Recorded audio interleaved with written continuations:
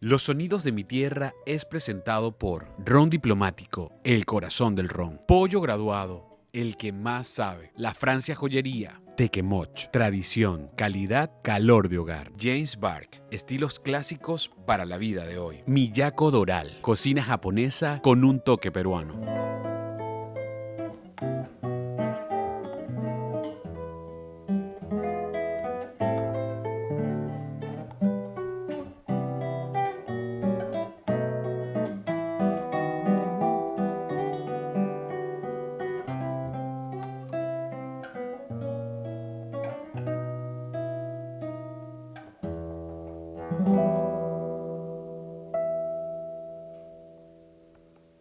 ¿Qué tal? ¿Cómo están? Sean todos bienvenidos a una nueva edición de Los Sonidos de mi Tierra. El invitado que tengo el día de hoy ha sabido escribir su nombre a pulso en la historia de la música venezolana, con grandes referencias como Antonio Lauro, el maestro Riera.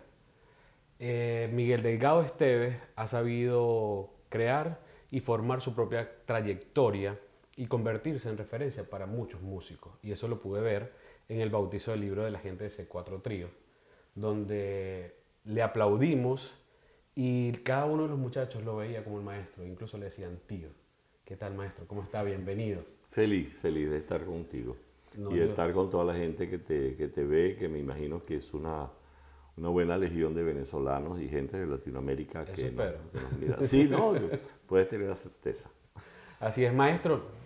¿Cómo le puedo llamar? Maestro, Miguel Efrén, como le dice Valentina Quintero. Como tú quieras. En una ocasión, en un episodio de mi vida que no lo quiero contar, me estaba viendo con un psiquiatra. Ajá. No voy a decir el nombre del psiquiatra, pero entonces él me preguntó lo mismo, que cómo quería que yo lo llamara, que él, cómo prefería él que yo lo llamara. Fue que yo le pregunté, no, como tú quieras, doctor o fulano, me dijo el nombre, entonces le dije el nombre de él, pero en francés, porque tiene un nombre así como un adminículo, que no voy a decir el nombre porque no quiero. Pero entonces le puedo decir así, entonces el tipo, bueno, creo que no, pero tú me puedes decir a mí como quieras. Como yo no tengo, como decía un oriental, yo no tengo perjuicio de clase media. Qué impresionante. Para mí es un gusto tenerlo conmigo porque representa mucho para mí, porque escuchar la música tradicional venezolana de una persona como usted que tiene tanta trayectoria, porque el cuarteto recién acaba de cumplir 40 años, Sí. pero Miguel Delgado Esteves es parte de la música venezolana desde muchísimo tiempo antes. ¿Cuándo supo o cuándo comenzó a escribir la historia Miguel Delgado Esteves sobre la música? Porque viene de una familia de músicos. Claro. Tú sabes que yo recuerdo cuando yo era muy niñito, y yo soy de Calabozo, Estado Guárico, o como digo yo, Edo Guárico, mi abuelo era cuatrista popular. Nosotros vivíamos en la casa de los abuelos maternos, de los Esteves. Y Antonio Esteves, quien era tío mío, iba con los muchachos con los cuales había fundado el Orfeón Universitario de la Universidad Central de Venezuela. Yo era una criatura de, no sé, 4 años, 5 años, ponle. Y yo recuerdo que allí en ese grupo iban los fundadores del Quinteto Contrapunto, Domingo Mendoza y Jesús Sevillano. Iban otros tantos prominentes venezolanos en diferentes áreas, porque eran estudiantes universitarios todos. Y entonces ellos me enseñaban la voz de la soprano, del Orfeo Universitario, de las canciones del Orfeo me enseñaban la voz de la soprano. Yo era un niñito. Entonces yo me acuerdo que yo me tapaba los oídos así para no oírme con la voz de los bajos y de los tenores que me hacían todo el trabajo contrapuntístico de acompañamiento. Y ese fue mi primer shock emocional, siento yo, con la música, porque yo descubrí la polifonía. O sea, el mundo sonoro fue algo que a mí me marcó siempre, y ya cuando yo tenía como 10 años me llegó un cuatro a las manos y empecé a tocar cuatro, digo más que por celos, con un amiguito mío que es mi amigo. Todavía nos vemos después de un pocotón de años, porque estoy hablando casi desde el Jurásico temprano. Entonces, pero era una cosa que él tocaba cuatro y yo decía, bueno, pues ¿por qué si yo soy de una familia de músicos yo no voy a tocar cuatro? Y entonces empecé a tocar cuatro y luego apareció la guitarra, aparecieron los... cuando uno descubre el Vía Crucis del amor, entonces uno se enamora y entonces las novias y los boleros y las canciones y las serenatas, entonces tú sabes cómo es la cosa. Exacto, No vamos a sí. entrar en detalle porque eso es historia universal. Se fusiona la música con o sea, la melodía con la voz. ¿A usted le tocó cantar también? Porque yo lo he escuchado cantar. Claro, claro, claro. Bueno, yo canté en el Orfeón Universitario ¿Cuántas muchos serenatas años. dio? No, chico, por Dios, eso es incontable.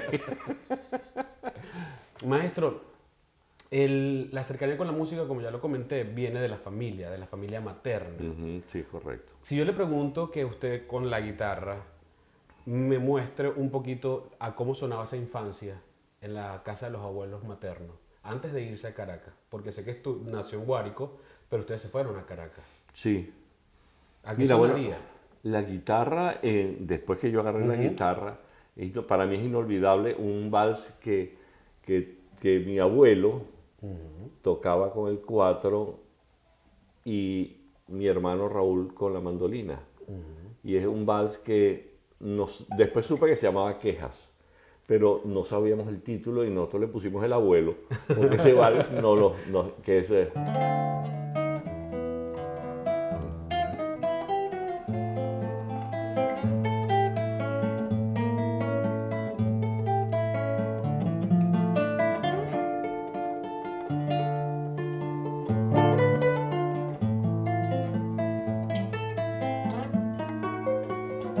y por ahí sigue.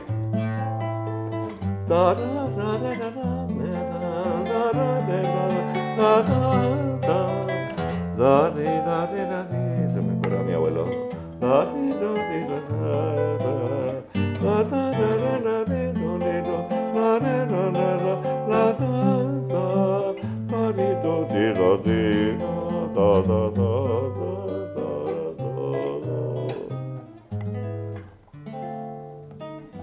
Oye, me hiciste recordar tan bello. Esa es la idea de que con este programa la gente pueda reconocer de dónde venimos, nuestras raíces y el legado que ustedes están dejando, porque usted está creando un legado en los músicos que están actualmente formando su carrera.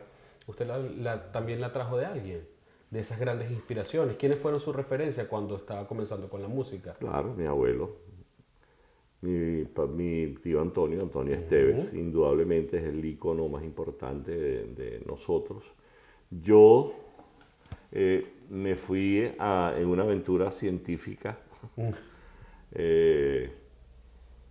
y recuerdo que una vez José Ignacio Cabrujas me dijo, Miguel, ¿por qué no te dejas de esa? Utilizó una expresión que no la voy a decir, pistoladas, con la música y te dedicas, déjate esas pistoladas con la ciencia y te dedicas y le tiras un brochazo al destino y te dedicas de una vez por todas a la música. Eso fue un momento de mi vida cuando yo estaba haciendo un posgrado en el IBIC, en inmunología. Y entonces yo igualito, toda mi vida yo he sido muy de pasión, o sea, de hacer lo que hago, lo hago con pasión. O sea, yo no concibo, y así se lo he dicho a mis hijos, no hagas nada por hacerlo. No, este es un hobby, no conviertas eso en un hobby, conviértelo como en una razón de vida. Exacto. No, déjate, no, que tú sabes, esto no es para divertirme, ¿no? Bueno, hazlo, diviértete, pero gózatelo. Y métete adentro de Exacto, eso. y esa era una de las preguntas que yo le iba a hacer más adelante. Ajá. ¿Cuál es el ingrediente para saber hacer bien las cosas? Porque usted tiene un secreto para saber hacer bien las cosas. Yo creo que es la pasión, Franklin. Yo creo que es la pasión con que tú lo hagas. Uno no puede estar medio enamorado. Está enamorado con todos los hierros del alicate. ¿Entiendes? No, estoy medio enamorado. No, eso no existe. Exacto. ¿Entiendes? Entonces tú haces con pasión lo que tienes que hacer y así lo he manifestado. Y eso sí, algo que es sumamente importante y es un ingrediente inapreciable que también lo he dicho muchísimas veces a alumnos, a mis hijos y a gente que me lo pregunta. Esa pasión tiene que ir acompañada de un profundo acto de honestidad. Claro. De una honestidad a toda prueba. No hagas nada que sea deshonesto. Total. Porque hay que ser alegre, pero tener honestidad alegre. Hay gente que es honesta, pero no es alegre, porque dice, concha, me hubiera robado esos reales. Y tuviera un carro así como el de Trump, o un carro de oro, o no, esa gente no es alegre. Entonces tú tienes que ser honesto y alegre. Exacto. Y honestidad que te produce alegría, no honestidad que te da rabia, concha, porque no hice esto. Exacto, me quedo pendiente de eso y de Sí. ser los resultados. Exactamente. Yo siempre he sido consciente de hacer las cosas y no quedarme con las cosas pendientes, decir que hubiese pasado si no hacía aquello. Entonces yo prefiero ser honesto, como dice usted, y hacer las cosas, arriesgarme. Sí. Prefiero que las cosas me salgan mal y dije, pero lo intenté. Lo bueno es que uno se puede parar otra vez. Exacto. Hay gente que no se para. Y hay gente que no le para.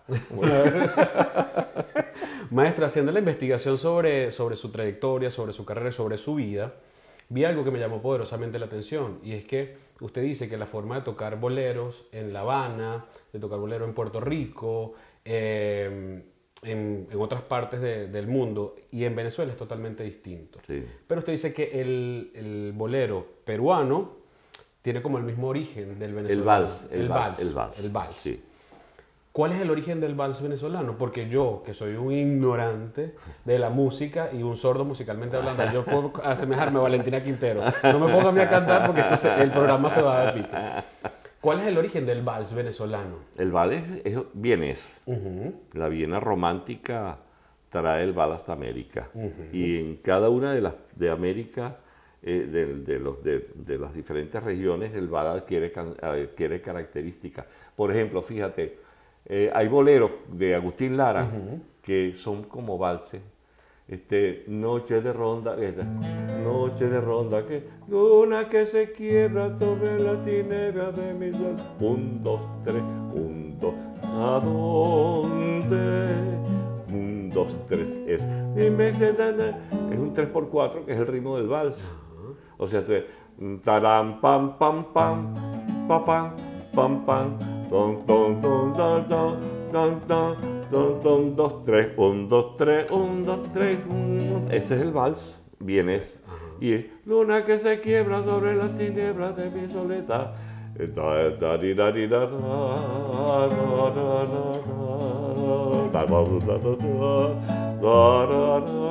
un vals argentino.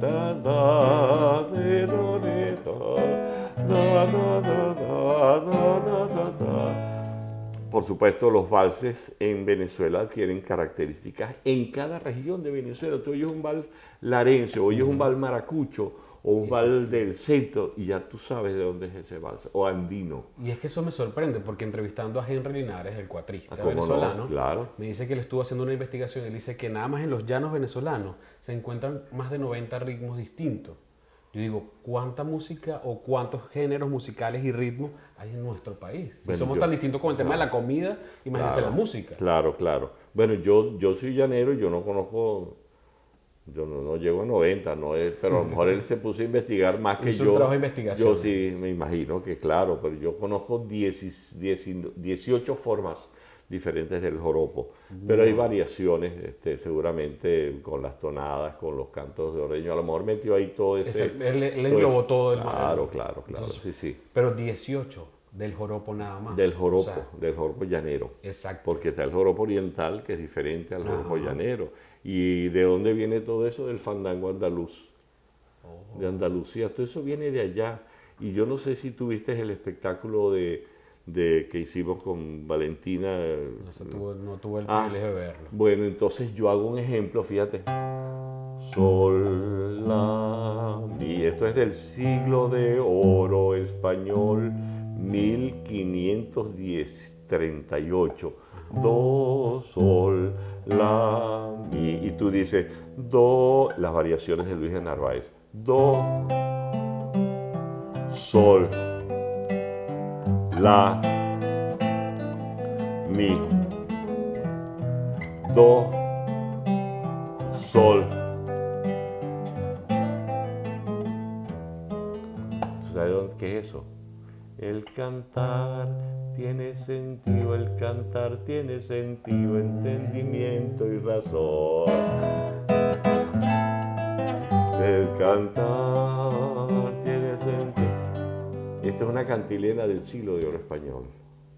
Wow. Y de ahí viene el polo oriental nuestro.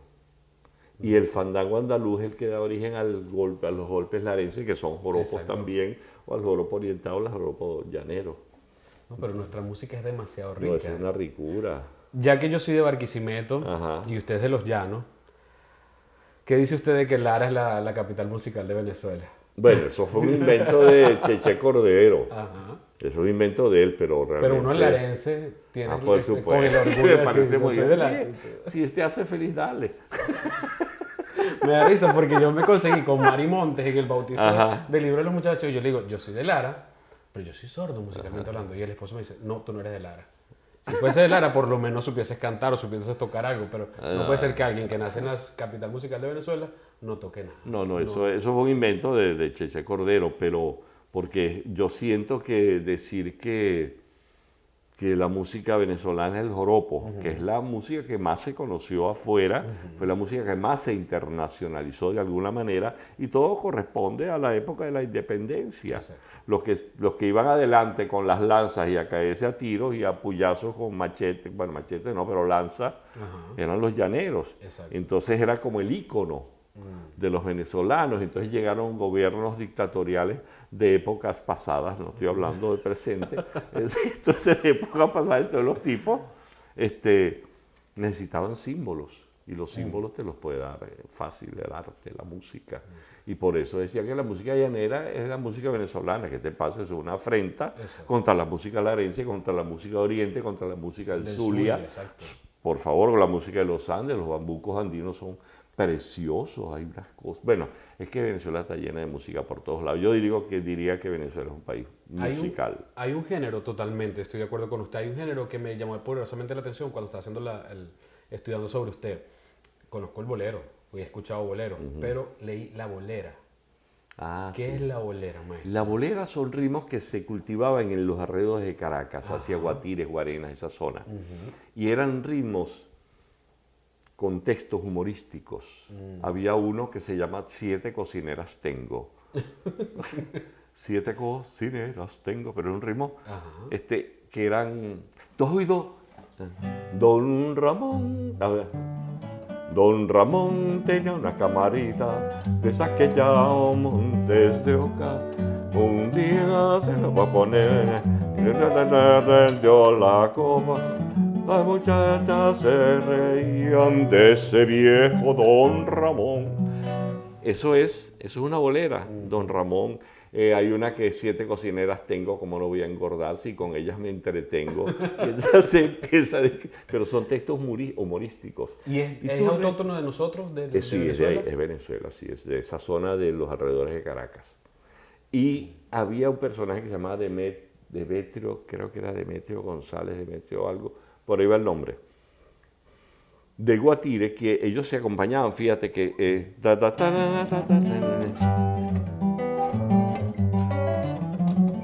hay un movimiento de muchas notas pegadas para no entrar en tecnicismo.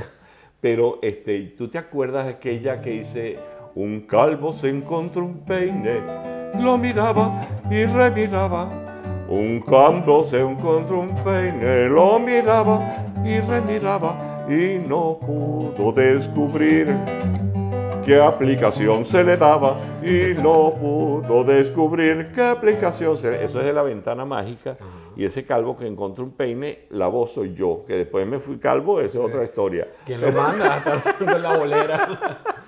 ¿Hay géneros que usted siente, maestro, que han ido desapareciendo o que están en proceso de extinción? Porque cuando Simón Díaz saca o lanza sus discos, Simón Díaz cuenta y canta, él narra que su intención, allí me lo decía María Teresa Chacín, lo que pasa es que Simón es un gran contador de cuentos. No? Y quizás las cosas no pasaban así, pero él narrando las historias suena mejor como las narra.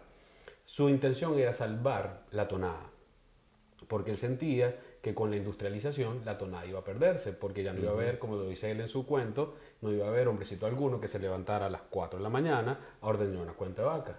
¿Siente usted que hay géneros o ritmos en Venezuela que se estén perdiendo por lo que está pasando en la actualidad? La bolera es uno de ellos. La bolera es uno de ellos, que eran textos humorísticos. Hay ese que te dije, siete cocineras. Hay una también que se llama La Vieja y la Muchacha, que una muchacha que dice, ay mamá, que me gusta el llanero, ay sus ojazos, me ven, no sé qué, lo miro con locura, una cosa así, pero una cosa, y es un mismo hombre cantando como la muchacha y como la vieja. O sea, Ay, poner los dos tonos sí, hacía voz. los cambios. ¿Y tú sabes quién hacía eso? Teo Capriles.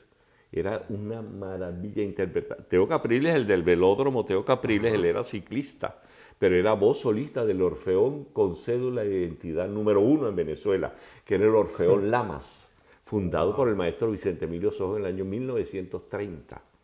Wow. Y entonces Teo Capriles cantaba las boleras, que yo era de una gracia. Y entonces él empezaba a cantar, muchacha, no sé qué, hablaba así como la vieja, la vieja y la muchacha. Entonces tú te topas con ritmos como, por ejemplo, también que siento yo que están en peligro de extinción, la contradanza.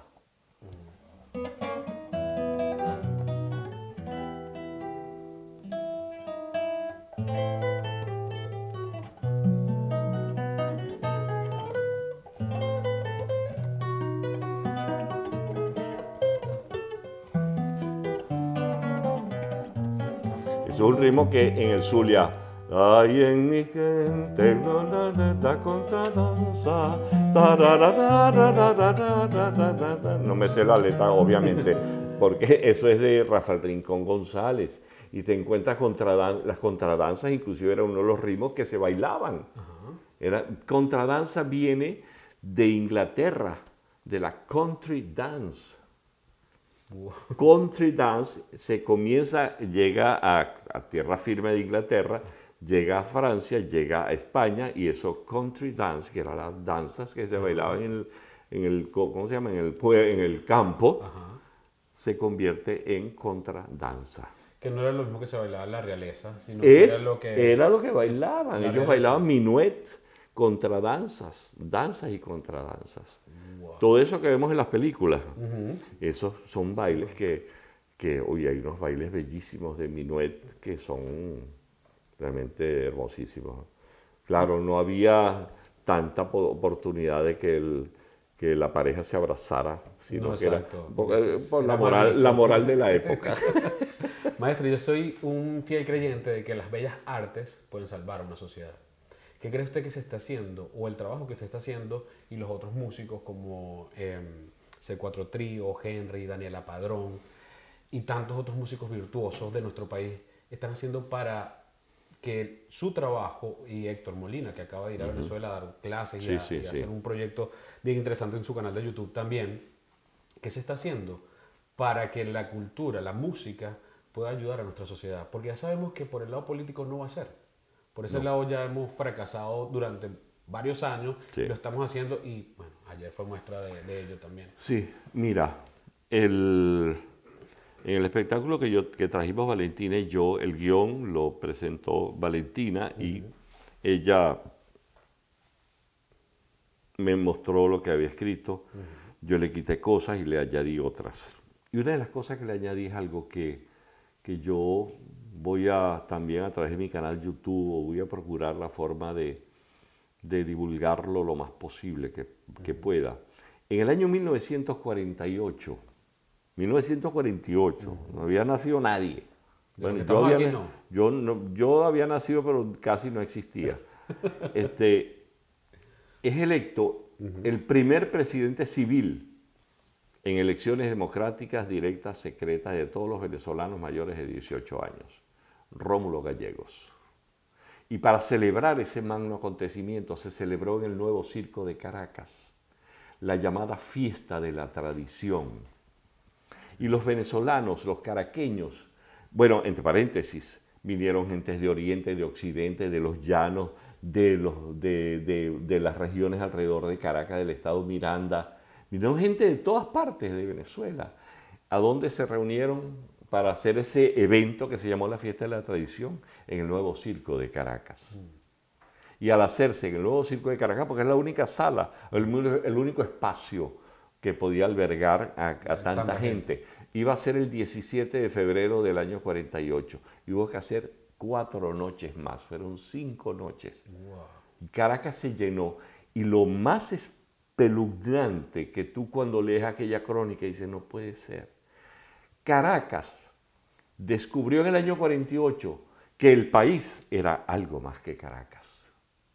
Caracas descubrió que sus fronteras no era donde terminaba Venezuela, que habían otros venezolanos y vinieron de Oriente con el pájaro guarandol, con el chiriguar, el cebucán, la lancha Nueva Esparta. Ayer salió la lancha, todas esas diversiones orientales las trajeron. Y los de los guajiros trajeron la chichamaya o yonna, como es el nombre de ese baile tradicional, y los chimbangles. Y vinieron la gente del tamunangue, de Lara.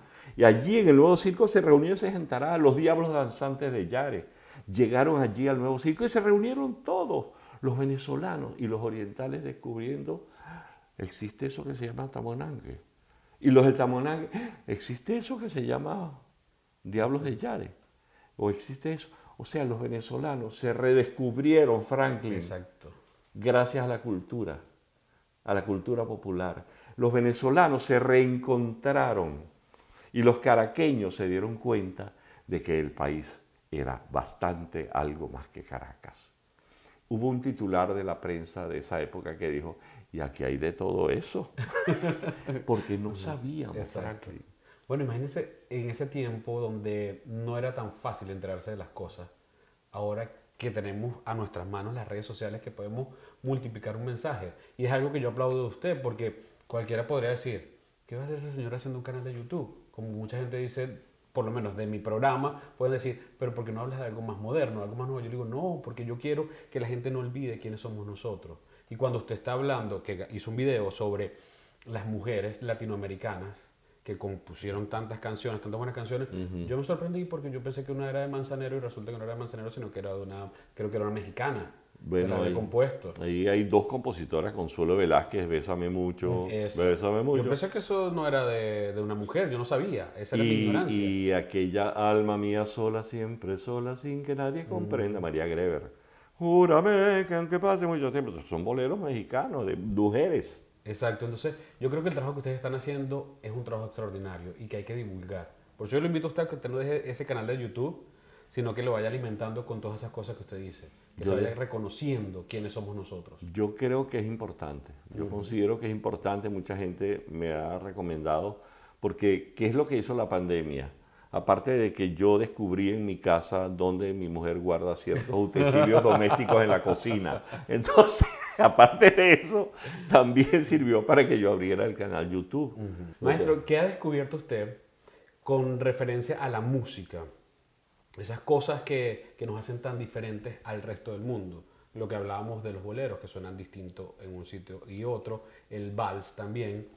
Con la música tradicional venezolana, porque hay algo que me llama poderosamente la atención y es que usted dice que la guitarra es el acompañante perfecto del solista.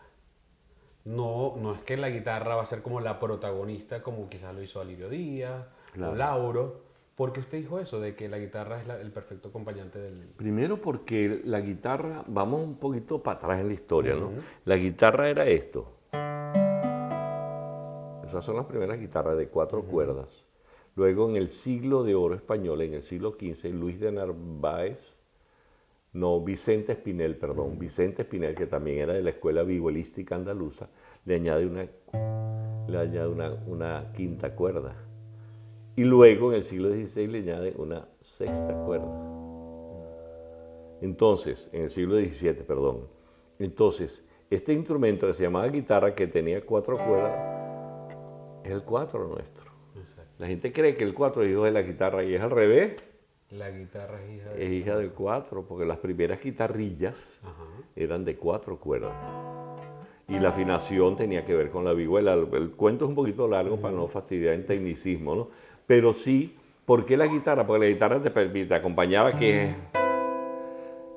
Pero si tú haces... Tienes los bajos. Tienes realmente una gama de acompañamiento. Aparte, que un instrumento que tiene forma de mujer, por favor, con sus curvas en la cintura y todo eso, no puedes desecharla. Maestro, ¿qué significado tiene para usted ese proyecto que nació en 1979 y que acaba de cumplir 40 años? El cuarteto. ¿Qué ha significado para usted esos 40 años de hacer música, de amenizar momentos, de acompañar momentos históricos en nuestro país? Mira, pasa que ahí se me revuelve la emoción, ¿no? Yo lo sé. Porque yo estaba haciendo el posgrado en el IBIC, como te dije antes, estaba haciendo mi posgrado de inmunología, ya yo me había cortado la coleta, dije yo, ya acabó la música, ya basta, ya no sigo haciendo producciones. Yo había hecho ya 4 discos para Simón Díaz y luego del posgrado, incluyendo uno en el posgrado, hice un disco también con Simón, que sirvió para completar la mesada mensual de la beca de Fundayacucho, ¿no? Entonces, mi hermano Raúl, quien está en la gloria, me llamó para una reunión en casa de José Antonio Naranjo, Toñito Naranjo, el flautista del cuarteto, que él tenía un proyecto. Entonces, bueno, fuimos a la reunión, nos conocíamos desde muchachos, y entonces la idea era grabar un disquito para cuando estemos viejos, mostrarle a los hijos qué era lo que hacíamos nosotros en música. Y se convirtió, chicos, en un proyecto de vida. Un proyecto de vida que nosotros, sin sospecharlo, nos convertimos, bueno, lo digo porque ya lo han dicho otros, ¿no? En referencia. Exacto. Si hay algo que uno puede decir, me siento orgulloso, es justamente de eso que dicen todos estos muchachos que son tan maravillosos, tan talentosos y que están haciendo unos aportes extraordinarios a la música venezolana, como el caso de los muchachos de C4 Trigo, entre otros tantos. Back to Four el viernes fue una cosa impresionante. Claro, ahí se me fueron los tapones. Se me fueron los tapones varias veces porque yo decía. Y cuando me saluda Jorge Glenn, yo estoy sentado al lado de mi esposa, ¿no? Y entonces él me saluda, entonces yo empecé a hundirme en la silla, ¿no? Y entonces Alicia, mi esposa, me dijo, no, párate. Me dijo, no, yo no me voy a parar, que te pares. Por supuesto, como uno es tan obediente con la mujer de uno. Usted siempre tiene las últimas palabras, sí, señora. Sí, mi amor, sí.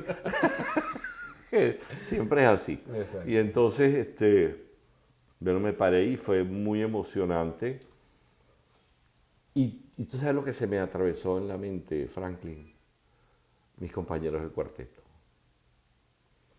Porque si bien es cierto que yo vine haciendo los primeros 4 discos de Lilia Vera, yo fui el productor, director y por supuesto guitarrista, porque la guitarra no me la quita nadie de la mano.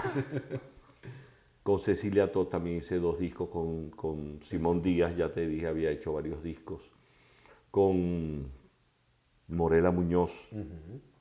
Y aparece ese proyecto del cuarteto, que es una nueva sonoridad a la música venezolana. O sea, la incorporación de un instrumento de viento, porque el instrumento de viento en la música venezolana era el clarinete,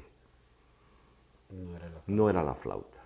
Entonces aparece un sonido nuevo que a mí no se me olvida del debut en el aula magna. Los 4 éramos veteranos del aula magna de la UCB, y el aula magna de la UCB era la gran sala reservada solamente para las grandes atracciones que llegaban a Venezuela. Y allí en el aula magna ensayaba la Sinfónica Venezuela y mis compañeros, los hermanos Naranjo, eran miembros de la Orquesta Sinfónica Venezuela. Mi hermano Raúl era director del Orfeón Universitario, porque él es quien refunda el Orfeón Universitario luego de la tragedia de las Azores del año 76. Yo había paseado por el aula magna con cualquier cantidad de eventos, con cualquier cantidad de artistas, y éramos unos veteranos del aula magna, de la UCB, y cuando estábamos en el camerino parecíamos un león enjaulado, o sea, cuando caminas para allá, para acá, y todo el mundo así, y de repente te ponías a hacer escalas y demás, y cuando salimos estaba toda la parte de abajo del aula magna llena. Abajo, el balcón no. Después sí, tuvimos la oportunidad de entrar y ver que la gente estaba casi guindada en las nubes de Calder, pero esa es otra historia. Pero cuando llegamos que la parte de abajo llena, era una cosa impactante para nosotros. Y había gente que yo les preguntaba, oye, pero qué sorpresa. Me dice, lo que pasa es que cada uno de ustedes tenía un camino trazado. Exacto. Ya había un nombre hecho y de repente aparecen 4 músicos de formación académica que son capaces de hacer música popular y folclórica de Venezuela. ¿Qué edad tenía usted cuando pasó eso? No me acuerdo. ¿Qué edad tenía? Yo tenía que 79. Eso fue el 79. Yo nací en el 44, ¿tú sabes restar? No, yo 7, estudié comunicación 4. Utiliza la calculadora, No, muchacho. no saqué la calculadora. Pero ya éramos gente grande, Ya, no éramos unos muchachos. y es lo que te dice, ya lleva varios discos con otros grandes de la música Claro, venezolana. claro, claro. Y yo había hecho, bueno, con Simón me unió una entrañable amistad, una cosa, pero hermosísima la amistad con... Cuando veníamos de camino a grabar la entrevista, usted me contó algo porque yo le dije que me llamaba mucho la atención uno de los temas de Simón, Todo este campo es mío. ¿Cuál es la anécdota que hay detrás de ese tema? Bueno, ese fue un disco que Simón me pidió estando yo estaba en el posgrado, ya.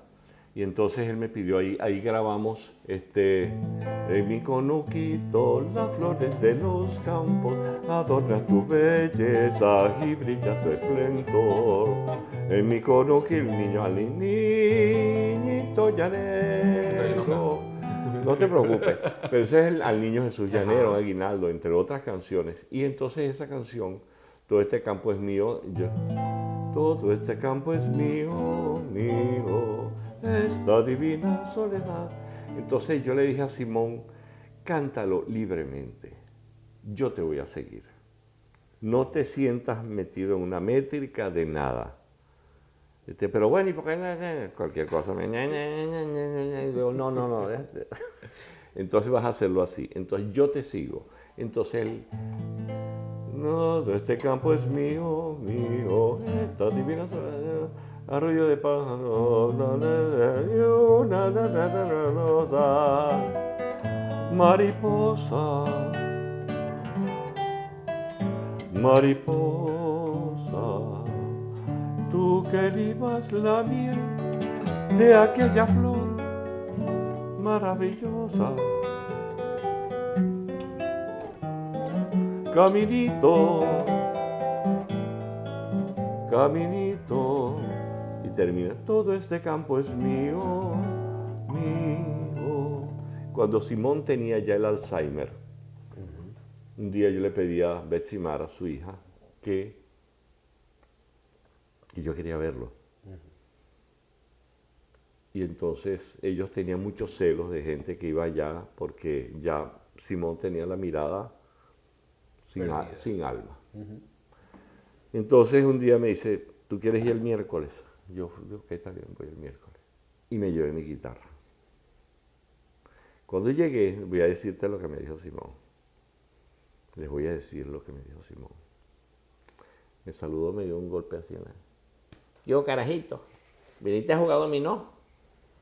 Yo le dije, sí, Simón, vine a jugar dominó. Ah, bueno, entonces nos sentamos a jugar dominó. Él frente a mí y Simoncito, su hijo, y Betsy Mara enfrente de uno del otro. Pero no jugábamos en pareja, sino una cosa que se llama cruceta, que es individual. Empezamos a jugarlo. Para resumir el cuento, Betsy Mara se tuvo que ir, entonces yo fui al baño, Simoncito abrió otra partida con su papá, él, y yo saqué mi guitarra y empecé a tocar.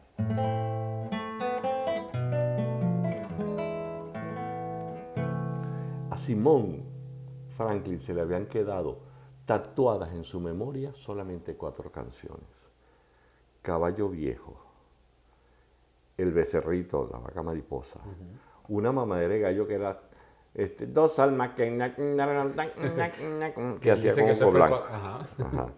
Y la otra era Luna de Margarita es como tu luz. Que le compuso a su esposa. A su esposa. Esas eran las 4 canciones que Simón tenía ahí en la memoria tatuadas. Más nada. Y entonces yo empecé mientras él jugaba con Simón, entre paréntesis, Simón me decía a mí que la única persona con la cual cantaba Todo este campo es mío era conmigo. Y de hecho en todas las presentaciones que hicimos nosotros, donde estábamos él y yo solitos en un escenario, él cantaba siempre Todo este campo es mío. Entonces yo empiezo...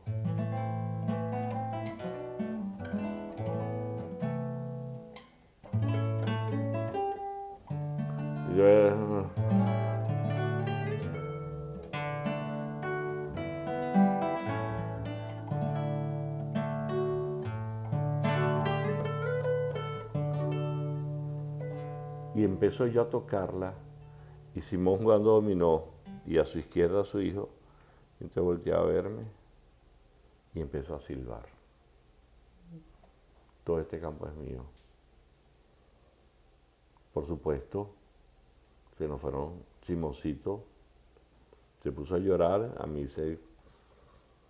Yo no igual todos pedía para llorar también. Yo creo que Flipper está en peligro para ahogarse y me pongo a llorar. Entonces, por supuesto, aquello fue tan y entonces Simoncito llamó a Betsimar y le dijo, oye esto, y yo tocando.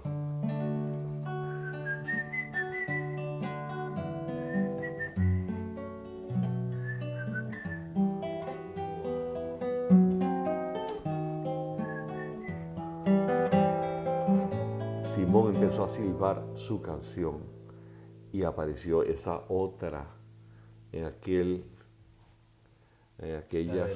laberinto que tenía en su mente. Apareció todo este campo es mío. Yo tocando nada más que la melodía aquí sin cantar la letra ni nada. Era una cosa tan emocionante. Entonces, yo inclusive creo que hice un programa dedicado a Simón en el canal YouTube y creo que, no sé si nombré esta anécdota, pero bueno, si no la nombré no importa, pero la saben ustedes. Ya hay material para un nuevo programa de YouTube sí. también. Qué impresionante, maestro, porque la música, lo escuché en una película, mueve nuestros recuerdos. Eso que usted hizo, que usted logró con la guitarra, hacer con Simón, porque es eso, la mirada se pierde, las personas que sufren del Alzheimer se pierde la mirada, y lograr que esa mirada vuelva y pueda reconocer una letra o un sonido a través de la guitarra es impresionante. Claro, sí, sí. ¿Qué significa para usted, maestro, la familia? Porque su papá no estuvo presente en su crianza. No. Fue su mamá quien los llevó adelante, a usted y a sus hermanos. Y usted tiene una familia grande. ¿Qué significa la familia para Miguel Delgado Esteves? Mi eje fundamental. Yo, afortunadamente, Franklin, yo no soy persona que atesora rencores, ¿sabes? Puedo tener diferencias, y hay gente que tiene diferencias conmigo, pues obviamente. Yo no atesoro rencores, y yo inclusive a mi papá, que no lo hizo bien. Aparte que no soy exclusivo. En la historia yo conozco, pero gaveras, como le he dicho a amigos míos que se han mortificado mucho por una historia similar a la mía. Le decía, pero déjalo tranquilo. Ya, ¿para qué? Ya tú tienes una vida hecha, tú tienes una profesión, tú tienes que tu mamá fue quien se fajó. La nena Esteves, mi mamá era una guerrera a toda prueba, aparte de una tipa divina. Mi mamá murió de 93 años. ¿Puedo contar una anécdota un poco picosa de mi mamá? Claro que sí. un día mi mamá, estábamos Raúl y yo en un concierto, Raúl, mi hermano y yo. Después del concierto hubo una tenida musical, un brindis y eso, y entonces estaban dos señoras hablando con mi mamá. Ay, nena, esos muchachos tuyos empiezan a ponderarnos a Raúl y a mí, ¿no? Muchachos tan talentosos y como te han salido, qué maravilla, bla, bla, bla, bla. Entonces, pero me imagino que debe haber sufrido mucho porque ellos tienen cara de haber sido bien tremendos, ¿no? Y le digo, bueno, fíjate tú, chica, le dice mi mamá, que de aquí para arriba sufrí mucho, pero de aquí para abajo soy un pullero. Esa era la nena Esteves. Y por eso ella se convirtió en el llaverito de ustedes, porque lo leí que su esposa decía que ustedes eran el llaverito de la nena cuando ustedes eran pequeños. Claro. Y luego ella se convirtió en el llaverito de ustedes por cómo era ella. Para todo. Mi mamá, ella a veces le daba celos cuando yo salía, sobre todo fuera de Venezuela, que salía con mi familia. Entonces ella me decía, cónchale, que yo sabía que ella quería venirse, pero no había posibilidades porque era muy maratónica la cosa. Exacto. Entonces no podíamos correr riesgo por el tema de edad, ¿no? Exacto. Entonces, pero mi mamá fue muy feliz por lo menos los últimos 40 años de su vida. Ella murió de 93 años. Y fue querida, amada, consentida.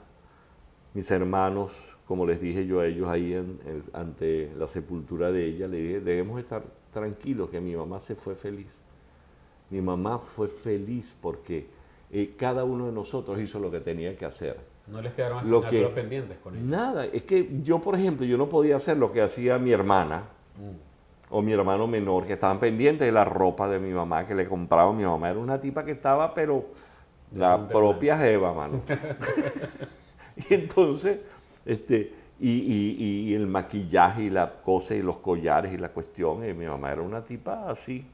Yo no podía estar pendiente de eso. No estoy pendiente ni de mi mujer en eso, imagínate tú.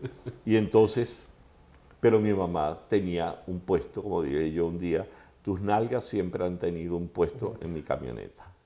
Cuando yo me voy para cualquier lado de Venezuela, sea Los Andes, sea Margarita, sea el Guayana, sea para donde sea, tú siempre estarás conmigo. Mis hermanos, uno de mis hermanos no podía porque trabajaba demasiado. Y bueno, y cosas, cada uno tenía sus cuestiones. Sus asuntos. Sus asuntos, pero cada uno hizo dentro de la gama de cosas que puede hacer un ser humano. Ella tenía ese espectro totalmente cubierto.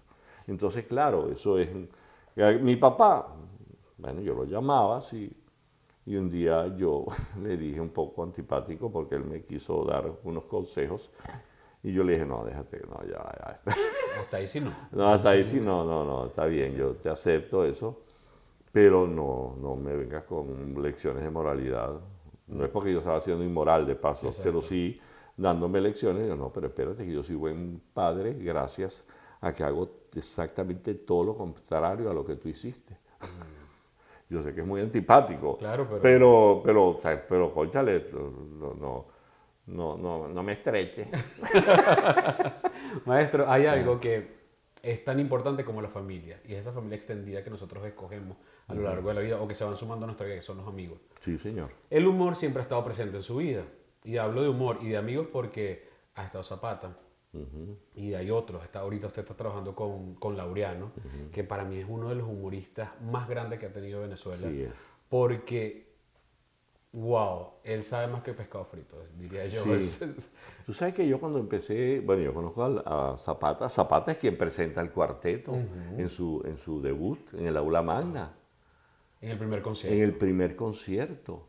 Wow. Y entonces él es que, y lo presenta porque yo le pedí, pero León, ¿tú podrías presentar el cuarteto? Sí, bueno, sí, como no. Entonces me acuerdo que Zapata dijo, tenemos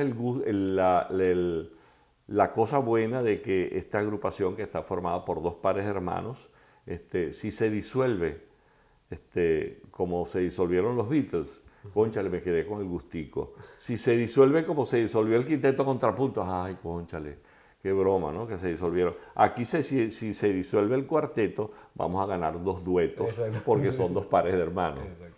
Entonces Zapata, y luego comenzamos a hacer el programa de radio Divagancias, y luego que Zapata lo operan de la válvula órtica y todas las complicaciones de salud, yo le pedí a Laureano, quien también es mi amigo, mi hermano querido, para que hiciéramos Divagancias juntos. Entonces, claro, Divagancias se ha convertido en una referencia, y así lo han dicho en la radio venezolana, un programa cultural, pero con un componente humorístico realmente importante, sí.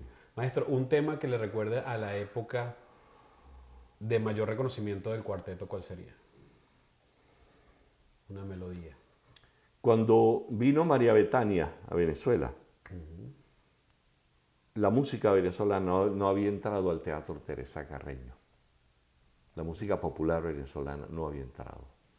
Y nos invitaron para que nosotros fuéramos eso que llaman telonero. Compensación o el telonero. Y entonces nosotros, bueno, fuimos con unos rigurosos smoking, me acuerdo. Y entonces seleccionamos yo siento que la selección del repertorio fue muy, muy inteligente de parte nuestra. Y hay ocurrió algo porque El Diablo Suelto con el Alacrán es la fusión de dos valses zulianos de mucho virtuosismo, y El Diablo Suelto es compuesto por Elaquio Fernández, el Alacrán compuesto por Ulises Acosta, compositores zulianos, y nosotros unimos esos dos como una muestra de lo que se llamó en Maracaibo de principios del siglo XX la guerra de los clarinetistas. Te decía que el clarinete era el instrumento de viento por antonomasia en la música popular venezolana. Y entonces los clarinetistas se retaban con partituras de mucha dificultad técnica, entre ellos el conocidísimo Diablo Suelto. Para mostrar un ejemplo de eso, que fue esa guerra de los clarinetistas, fundimos El Diablo Suelto con El Alacrán. Esos dos. Y eso fue algo que siempre marcó. Ir a un concierto y no tocarlo, a veces lo quitamos y la gente lo pedía. Ajá. Claro, es una pieza de mucho virtuosismo que requiere exigencias virtuosas, pero a mí me llama la atención poderosamente porque hicimos el repertorio seleccionado y hay una canción mía donde se introdujo el tiple por primera vez, porque el tiple se utilizaba para los bambucos, bambucos andinos. El tiple es un instrumento de 12 cuerdas, tripochas así. Son órdenes triples, como dicen los que saben de eso. 3, 3, 3, 3. Y entonces, do, fa, la, re. Esa es la afinación, fíjate, cambur, pintón, como el pintón, pero en otra relación armónica. Entonces utilizamos el tiple, que yo digo que es el clavecín americano, y lo utilizamos en una canción mía que se llama ¿Quieres contar mis estrellas? Es una canción, mis hermanos, mis amigos me decían que por eso que yo no levantaba, porque yo, ¿tú quieres contar estrellas conmigo? ¡Oh! pero la canción, y preguntó el niño a la niña, ¿quieres contar mis estrellas? Y el silencio en sus miradas fue la elocuencia viajera de un sueño que nunca muere, de una mañana que siempre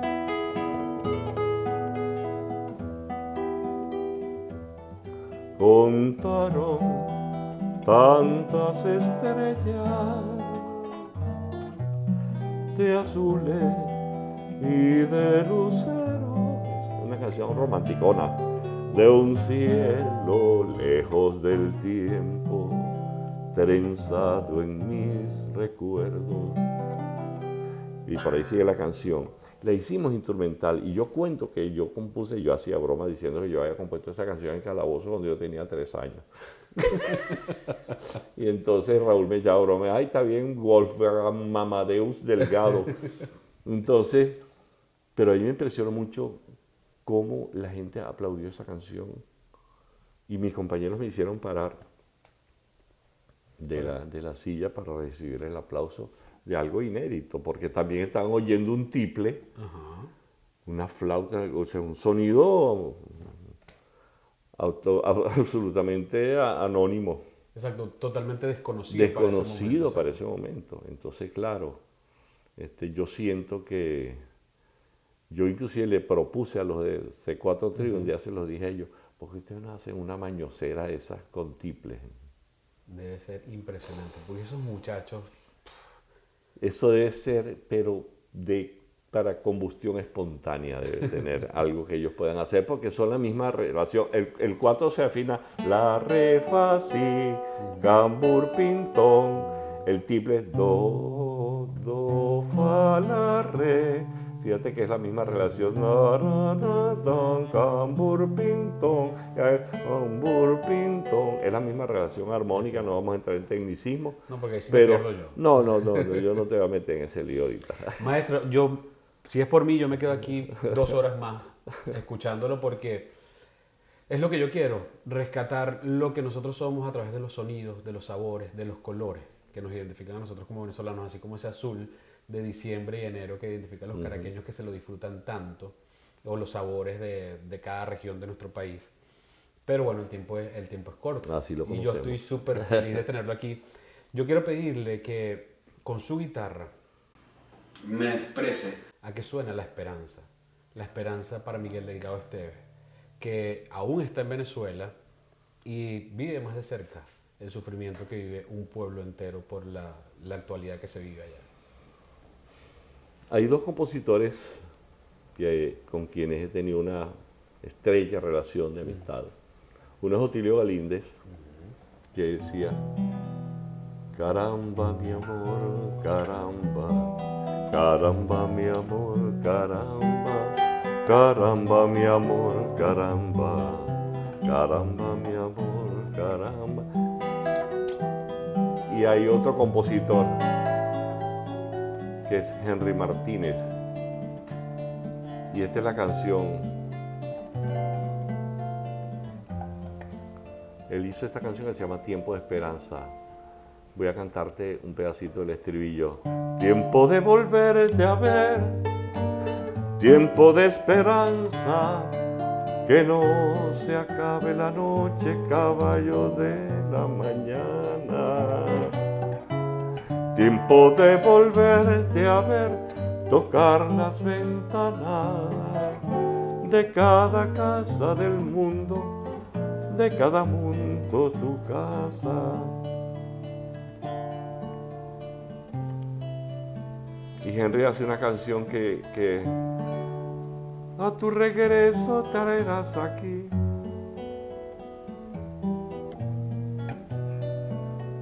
La luna llena como un melón.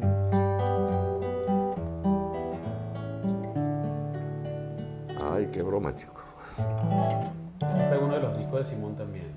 Claro, eso es. Ese es uno de los discos que yo hice para él, donde le hice los arreglos a esa A tu regreso de Henry Martínez. Un músico tan sensible como usted, maestro, debe tener sueños gigantes, sueños inmensos. ¿Qué sueña para Venezuela, Miguel Delgado Esteves? Hace muchos años un maestro venezolano me regaló un libro donde él había escrito el prólogo. Ese señor se llamaba Dionisio López Orihuela, uno de los maestros fundamentales. Fue director del Liceo Andrés Bello, época antes de Pérez Jiménez, cuando ese liceo fue declarado el liceo modelo de América Latina. Su hija fue profesora mía, fue tutor de mi tesis de grado en biología, y yo me hice amigo de él. No amigo, es muy pretencioso. Tuve la oportunidad de conversar mucho con él, y un día él me regaló un libro donde le había escrito el prólogo, y recuerdo una de las frases finales me decía: tenga usted fe, nunca pierda la fe de que los milagros son posibles. Entonces yo pido a los venezolanos que tengamos fe. Nosotros tenemos que lograr, con el esfuerzo de todos los que están allá, los que estamos viviendo allá y los que están viviendo fuera de Venezuela, que todos somos importantes, así como te conté lo de la fiesta de la tradición, de reencontrarnos. Y hacer una gran Nosotros fiesta. nos podemos reencontrar, aunque tú sigas aquí, ya tú hiciste un espacio, un nicho, hiciste familia. ¿Cuántos venezolanos no han hecho familia fuera de las fronteras? Pero que podamos regresar a que nuestros hijos conozcan las playas, o que vayan por una carretera y puedan pararte a comprar mamón o panela de San Joaquín en la autopista. El alimento más balanceado de Venezuela. Sí, en efecto, era muy balanceado. Eso es impresionante. Entonces yo siento que debemos recuperar esa fe de los reencuentros que nos hacen falta para seguir una vida hermosa. Maestro, mil gracias. Mil gracias por su sensibilidad y por la forma de expresar el sentimiento que quizás tiene una nación entera, de ver a un país repleto de esperanza y que se reencuentra así como hubo ese encuentro de la fiesta de la tradición. Sí, tal cual. Mil gracias. Amén, amén. Un gran gusto estar contigo, Franklin. De verdad, gracias por la invitación. Gracias. Los Sonidos de mi Tierra fue presentado por Ron Diplomático, el corazón del ron. Pollo Graduado, el que más sabe. La Francia Joyería, Tequemoch, tradición, calidad, calor de hogar. James Bark, estilos clásicos para la vida de hoy. Miyako Doral, cocina japonesa con un toque peruano. Esta es una producción en conjunto con runrun.es.